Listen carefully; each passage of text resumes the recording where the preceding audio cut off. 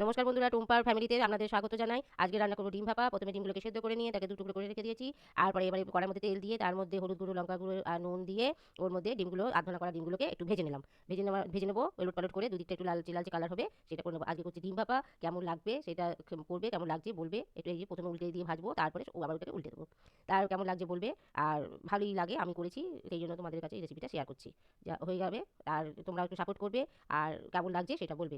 খুব অনেক কিছুই তো ডিমটা অনেক রকমভাবেই তো খাওয়া হয়েছে, তা এইভাবে করে দেখো কেমন লাগে। এবারে একটা বাটিতে টক দই নিলাম। টক দইয়ের মধ্যে আগে মানে কাঁচা লঙ্কা, পোস্ত আর সর্ষে বেটে একটু নুন দিয়ে বেটেছি, সেটা টক দইয়ের মধ্যে দিয়ে দিচ্ছি। এরপরে দিয়ে তারপরে দেবো একটু হলুদ আর নুনটা একটু বুঝে শুনে দিতে হবে।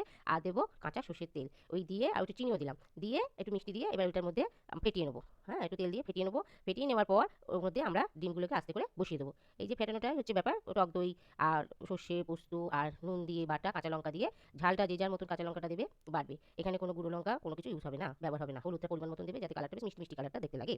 এবারে ওই ডিমগুলোকে কুসুমের দিকটা সামনে থাকবে, পিঠটা পেছনে থাকবে। পেছনে এটা এভাবে দিতে হবে, নাহলে কুসুমটা খুলে যেতে পারে। এইভাবে বাটিতে ভাপা করবো, টাইট একটা টিফিন করে এটা দেবো।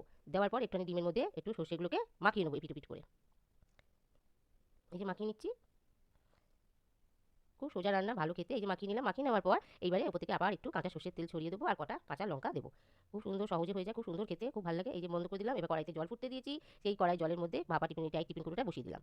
15 থেকে 20 বেশিক্ষণ রাখতে হবে না, যেমন যেটা কোয়ান্টিটি সেরকম করে রাখতে হবে। ওরা হয়ে গেলে একবার চেক করে নেওয়ার পর যদি না হয় আবার বসিয়ে দেওয়া যাবে, এইবারে। এবার এই যে আমি এবারে টিফিন কুড়োটা খুলে দেখবো হয়েছে কিনা। যদি না হয় আবার একটু বসিয়ে দেবো।